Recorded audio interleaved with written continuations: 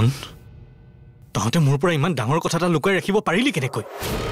যিটো সময়ত মোৰ ভনীজনীয়ে জীৱনৰ জটিলতাৰ সৈতে যুঁজি আছিল সেইটো সময়ত মই আনন্দ কৰি আছিলো নিজকে এতিয়া স্বাৰ্থপৰ যেন লাগিছে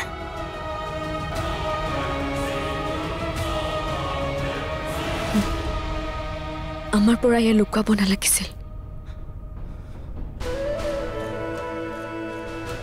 মোক ক্ষমা কৰি দিবা মোৰ উপায় নাছিলে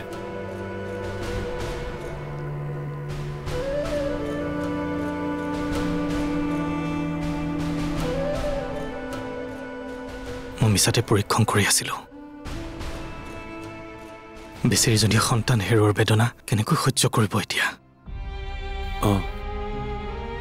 বাৰ কথা ভাবিলে মনটো অস্থিৰ হৈ যায় যি সন্তানৰ কাৰণে তাই জীয়াই থাকিবলৈ সাহস পাইছিল আজি সেই সন্তানো তাইক এৰি থৈ গুচি গ'ল আৰু ইয়াৰ লগতে দাদাৰ চিহ্ন একেবাৰে শেষ হৈ গ'ল মনটো ভাল লাগিছিল দাদা নাথাকিলেও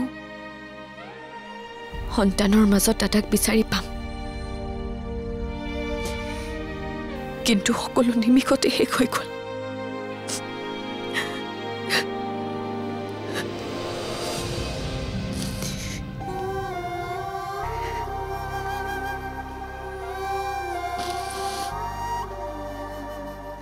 অনু নাকান্দিবাচোন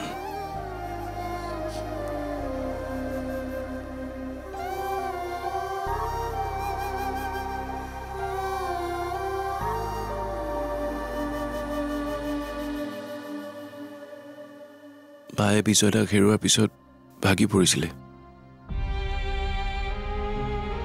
কিন্তু যেতিয়া বিজয়দাৰ সন্তানে পৃথিৱীত আহিব বুলি গম পালে মৰহি যোৱা মনো সজীৱ হৈ উঠিছিল অনিচ্ছাৰ সত্ত্বেও কেৱল সন্তানটিৰ ভৱিষ্যতটোৰ কথা ভাবি ত্ৰিদীপ ভিন্দৰ লগত বিয়া হ'বলৈ সাজু হৈছিলে তাই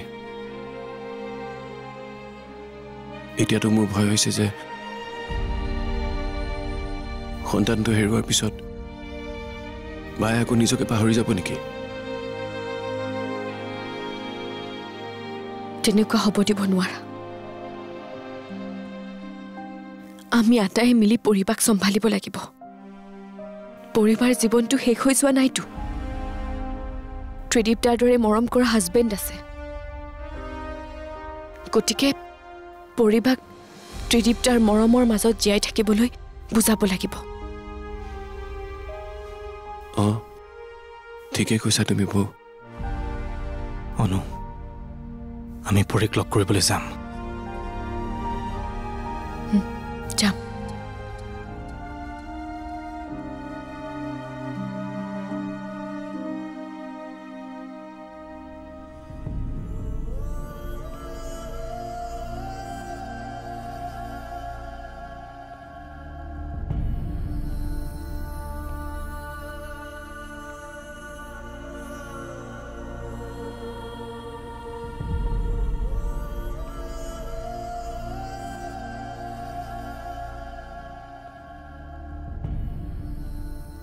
নবহিব মোৰ ওচৰত পৰি মই তোমাৰ কাৰণে মেডিচিন আনিছো মেডিচিন খাব লাগিব তুমি নাখাওঁ মই একো মেডিচিন এতিয়াৰে পৰা সম্পূৰ্ণ খণ্ড উপভোগ কৰক কেবল টিভিত ৰং চেনেলত